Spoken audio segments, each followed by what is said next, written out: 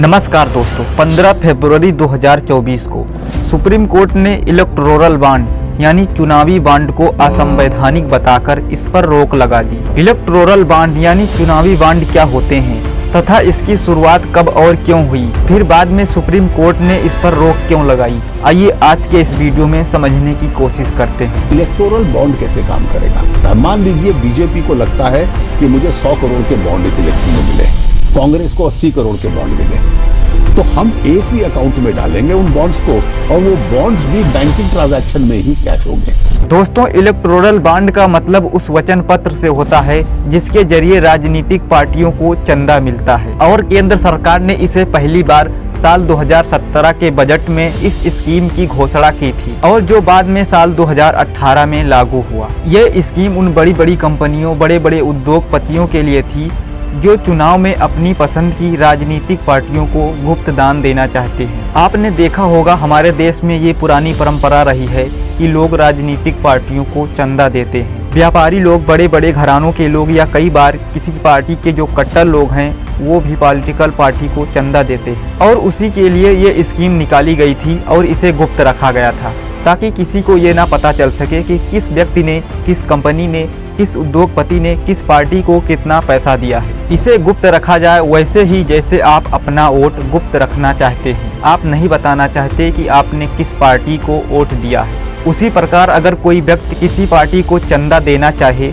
तो वह 1000, 10,000, 1 लाख, 10 लाख या 1 करोड़ के electoral bond state bank of India के निर्धारित ब्रांच से खरीदकर उस पार्टी को चुनाव में चंदा दे सकता है। और इस स्कीम की बड़ी बात यह थी कि जिस व्यक्ति ने जिस पार्टी को चंदा दिया है उसका नाम गुप्त रखा जाए। इसी बात को लेकर अदालत में चुनौती दी गई थी और ये मामला सुप्रीम कोर्ट तक गया। याचिकाकर्ताओं का यह कहना था कि जो लोग या बड़ी बड़ी कंपनियां चुनाव में चुनावी बॉन्ड खरीदकर पॉलिटिकल पार्टियों को चंदा दे रही हैं, क्या उनकी पहचान गुप्त रखने से चंदे की इस प्रक्रिया पर संदेह पैदा नहीं होता? और मान लीजिए किसी राजनीतिक पार्टी ने किसी कंपनी के साथ कोई डील की है और यह कहती है कि अगर आप हमें चुनावी फंड देंगे तो हम आपको सरकार बनने पर आपका मुनाफा कराएंगे, तो इसे कैसे रोका जाएगा? यानी इसके बाद भी कालाबाजारी हो सकती है। यानी इस मामले का सबसे बड़ा सवाल यह था कि जो लोग या बड़ी बड़ी कंपनियां पॉलिटिकल पार्टी को चंदा देती हैं उनका नाम गुप्त रखा जाना चाहिए या नहीं। इसके बारे में सरकार का यह मानना था कि चंदा देने वालों का नाम गुप्त रखा जाए जिससे उनकी प्राइवेसी यानी निजता का उल्लंघन ना हो।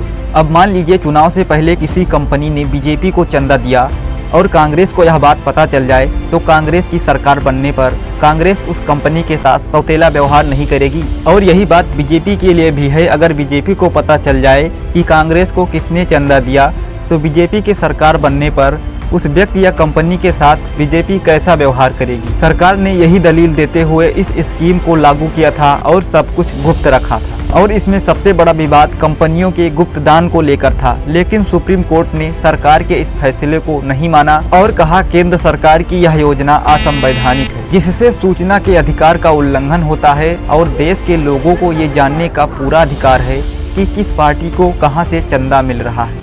ये निर्णय एक बहुत ही प्रामाणिक उद्देश्य के लिए लाया गया। चुनाव में पारदर्शिता हो, फंडिंग में, इसके लिए लाया। चुनाव में कैश का प्रभाव कम हो। और सुप्रीम कोर्ट ने यह भी कहा कि तत्काल प्रभाव से स्टेट बैंक ऑफ इंडिया को इन चुनावी बॉन्ड को जारी करना बंद करना होगा और 12 अप्रैल 2019 से लेकर अब तक तमाम खरीदे गए चुनावी बॉन्ड की जानकारी चुनाव आयोग को देनी होगी। अब आप खुद सोचकर देखिए दोस्तों, चुनावी प्रचार में ये जो रैलियां होती हैं, बड़ी बड़ी गाड़ियां चलती हैं, इनके खर्चे कहां से आते हैं? तो ये सब दोस्तों लोगों के द्वारा दिए गए चंदे से किया जाता है। मार्च 2018 से लेकर मार्च 2023 तक इलेक्टोरल बॉन्ड से सभी राजनीतिक पार्टियों को 11,723 करोड़ रुपए चंदा मिला है। स्क्रीन पर देख सकते हैं दोस्तों, जिसमें बीजेपी को 56.5%, आईएनसी को 9.9%, टीएमसी को 9.7%, बीआरएस को 8.1%,